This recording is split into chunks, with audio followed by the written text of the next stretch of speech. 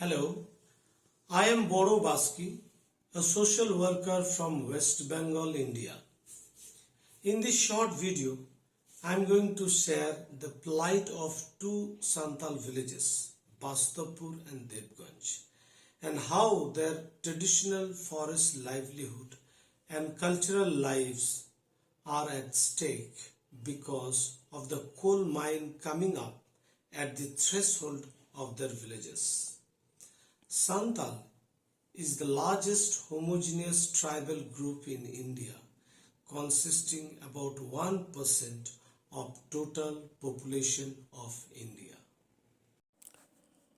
Until the beginning of 2020, I used to go through the Ilam Bazar forest by bus 5 days a week to go to my office at the Nakrakunda Gram Panchayat of Khorasal block, situated 70 kilometers away from my village Bishnubati.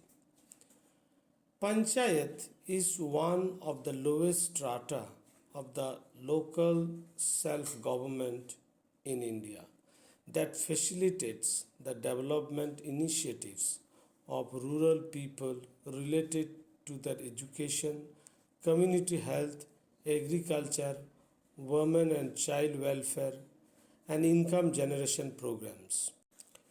Besides being the in charge of the Panchayat office, my duty also was to visit the villages of my Panchayat and interact with the villagers and local elected members concerning their problems and grievances about developmental schemes of the government.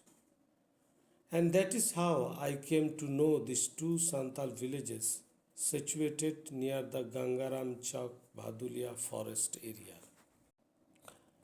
Since I belong to the same tribal group of these two villages, they naturally accepted me as their well-wisher and often invited me to share meals with them, especially when they had any special hunted food such as boars, rabbits, birds, or fishing cats. They would also give me some parcel of meat as gift for my family. In the beginning of 2019, I came to know that the forest located adjacent to the two Santal villages would be cleared to start the coal mine by a private company with the permission of the government. I contacted Baburam Chore, Somnath Hasda, Joy Singh Kisku, Khandu Murmu of Bastapur and Devganj villages if they were aware of this decision of the administration and eager to know their reaction about the development. All of them said that they had heard the news from as an ongoing hearsay among the people, but were not yet informed officially about the proposed project. The preparation to start the coal mines had been going on since long time by the district administration in order to start the coal mine in consultation with the corporate and local political establishment. In that process, in which, as one of the prime stakeholders, the villagers had not been taken into confidence. Since our office also had to be involved in clearing the final project, I too started talking with the local leaders and tried to explain the plight of the tribals, but it was beyond my control as the top administration and larger politics were involved in the matter. I came to know that the forest land and part of the villages where the tribals are living since generations are not recorded in their names as they are illiterate and hardly know about the paperworks. The local leaders explained me that the large part of the forest belongs to the forest department of the state government and the rest to some non-tribal individual owners. As the issue was related to the tribals and their forest rights, The villagers began to organize themselves and started to build a resistance to protect the forest area by contacting tribal community leaders of the district.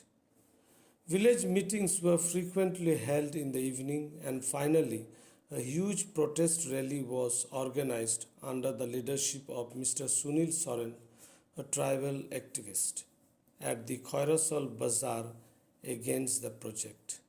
The agitators also later submitted a protest memorandum to the block development officer of the Khoirasol block. Few months later, I also quit the job for my personal reasons, and my contact with the villagers got disconnected. Later, when I went to the village Bastapur, I found a big change. The forest around that village has been cleared and mining work has started. Two big statues of Santal heroes, Sidhu Murmu and Kanu Murmu, who revolted against the exploitation of the landlords and businessmen during the British rule around the mid 19th century, have been installed at the mine site to convince the community that how serious the company is to protect the tribal's culture and their heritage. Baburam Chode and Somnath Hasda told me that their movement to protect the forest and livelihood has been hijacked by the local political leaders and the company. They have succeeded in dividing us to kill the movement by giving jobs to some of our group members in the coal mines. Now we are fighting among ourselves instead of fighting for our rights together. However, as the hounding sound of the big machines, along with the thick dust, is hovering over their sleepy villages all day, many of them are realizing that the worst days of their villages are about to come, and they might have to leave their ancestral land forever, but to where they don't know. In my presentation, I have tried to address three major questions related to this project. First, what is the role of a forest in Santal's socio-cultural lives and their livelihood? Second, what are the constitutional safeguards of the forest and tribal rights in India? And third, how the Santal's traditional cultural strength that has been supporting them to survive as a group since centuries become so vulnerable to protect themselves from the nexus of the state, politicians, and corporate entities such as this in present time.